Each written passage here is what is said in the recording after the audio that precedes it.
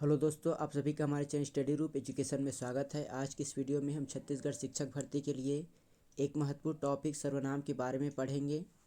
तो चलिए video start करते हैं। अगर आप हमारे चैनल पर नए हैं और छत्तीसगढ़ शिक्षक भर्ती से जुड़े ऐसे ही और वीडियो पाना चाहते हैं तो आप हमारे चैनल को सब्सक्राइब कर सकते हैं।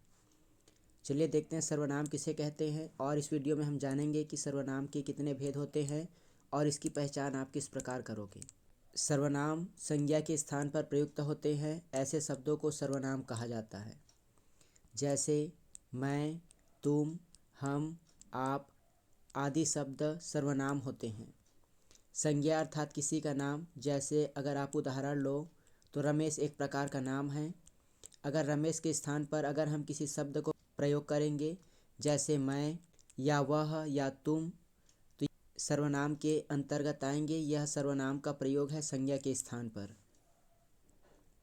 सर्वनाम का शाब्दिक अर्थ होता है सबका नाम। यह शब्द किसी विशेष के द्वारा प्रयुक्त न होकर सबके द्वारा प्रयुक्त होते हैं। अगर हम सर्वनाम के भेद की बात करें तो सर्वनाम के 6 भेद होते हैं। पहला है पुरुषवाचक सर्वनाम, निश्चयवाचक सर्वनाम, अनिश्चयवाचक सर्वनाम, संबंधवाचक, प्रश्नवाचक और निजवाचक। प्रश्नवाचक सर्वनाम में आपसे प्रश्न पूछा जाता है। संबंधवाचक में संबंध स्थापित होते हैं। निजवाचक में निजता का बोध होता है। चलिए इसके बारे में हम विस्तार से जानते हैं। पहला है पुरुषवाचक सर्वनाम। जो पुरुष या स्त्री के नाम के बदले प्रयोग होते हैं उसे पुरुषवाचक सर्वनाम कहा जाता है। पुरुषवाचक सर्वनाम 3 प्रकार के होते हैं: उत्तम पुरुष, मध्य पुरुष और अन्य पुरुष। उत्तम पुरुष के अंतर्गत आते हैं मैं, हम, मैंने, हमने, मेरा, हमारा, मुझे, मुझको। जो भी शब्द मैं और हम से बने होते हैं वे सभी उत्तम पुरुष के अंतर्गत आते हैं।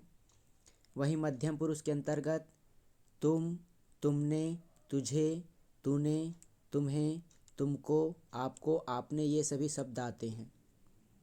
तुम से रिलेटेड जो भी शब्द हैं वह मध्यम के अंतर्गत आएंगे, जबकि मैं और हम से जुड़े जो भी शब्द हैं वे सभी उत्तम के अंतर्गत आएंगे, और बाकी जो भी बचे वे अन्य पुरुष के अंतर्गत आएंगे, जैसे वह, यह, वही, उन, उनको, उसने, उन्हें, इससे, उनको।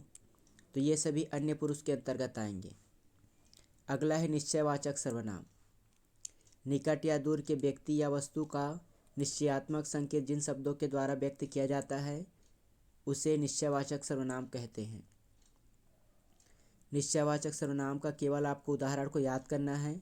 अगर किसी भी वाक्य में ये सभी शब्द आते हैं इसका मतलब है कि वह एक प्रकार का निश्चयवाचक सर्वनाम है, जैसे यह, वह, ये, वे। अगर किसी भी शब्द में किसी भी वाक्य में आपको ये शब्द दिखे तो आप समझ जाइएगा कि वह एक प्रकार का निश्चयवाचक सर्वनाम है। जैसा वाक्य देखते हैं, यह मेरी पुस्तक है। यहाँ पर यह शब्द प्रयोग हुआ है, वह मेरी मेज है। तो ये दोनों शब्द निश्चयात्मक वाक्य के अंतर्गत आएंगे और इसमें निश्चयात्मक सर्वनाम प्रयुक्त हुआ है। अगला देखते हैं अनिश्चयवाचक सर्वनाम। अनिश्चयवाचक सर्वनाम से किसी निश्चय वस्तु का बोध नहीं होता तो उसे अनिश्चयवाचक सर्वनाम कहते हैं। इसका उदाहरण आपको याद रखना है, कोई और कुछ। अगर किसी भी वाक्य में कोई और कुछ आए तो वह अनिश्चयवाचक सर्वनाम होगा। कोई आ गया तो क्या करोगी, उसने कुछ नहीं लिया। तो ये आपके अनिश्चयवाचक सर्वनाम के उदाहरण हैं। अगला है संबंधवाचक सर्वनाम।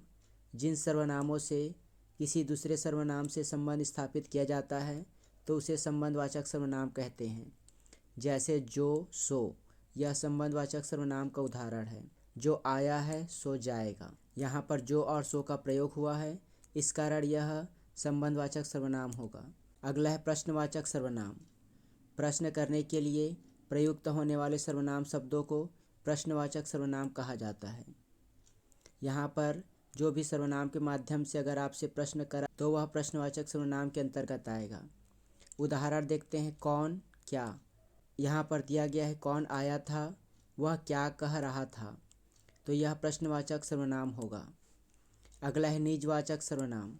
निजवाचक सर्वनाम है आप, अपने आप, स्वतः, स्वयं या खुद के लिए जो सर्वनाम प्रयुक्त किया जाता है उसे निजवाचक सर्वनाम कहा जाता है। यह कार्य मैं आप ही कर लूँगा इस वाक्य में आप ही शब्द प्रयोग हुआ है, अर्थात यह निजवाचक सर्वनाम होगा।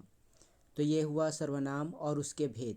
अगर आपको वीडियो अच्छी लगी हुई तो वीडियो को लाइक कीजिए और साथ ही हमारे मोबाइल एप्लीकेशन के माध्यम से 251 रुपये में आपको कुल 24 टेस्ट की एक टेस्ट सीरीज आयोजित की जा रही है, जिसमें तिथिवार आपको अलग अलग तिथि पर विषयवार टेस्ट उपलब्ध होंगे, जिसमें आपको बाल विकास शिक्षा शास्त्र के 5 टेस्ट, हिंदी भाषा के 4, गणित के 4, अंग्रेजी के 3, इस प्रकार आपको कुल मिलाकर 24 टेस्ट उपलब्ध होंगे।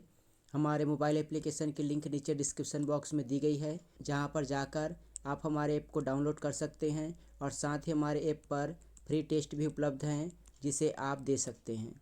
तो मिलते हैं अगले वीडियो में, तब तक के लिए धन्यवाद।